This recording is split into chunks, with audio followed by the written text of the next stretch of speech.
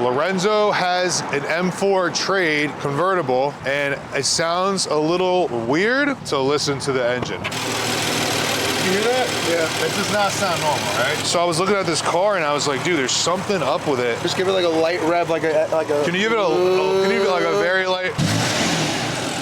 Yeah, yeah. Oh. Yeah, that's a turbo too. I was literally gonna bring the M3 CS they're buying. Okay. And just start it up to see the difference. Just to see the difference. Okay. Because you'll see right away there's definitely something wrong with that. Oh, and wow. if you compare it to the one we have, if there's a way where I can like just get you approved and get you into the new car, I'll give you the right number. Because I know you're flipped on it. This is my first car ever, so that's the first time I bought a car. Okay. And I guess it just screwed me over when I've been to that dealer. So Okay. I love the wide hips on this car. I know, dude. The thing looks crazy. Can you pop the hood twice?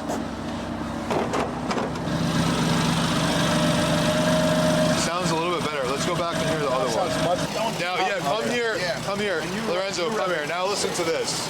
Can you already hear the difference? Yeah. Rev it a little bit, just like that. Hear that?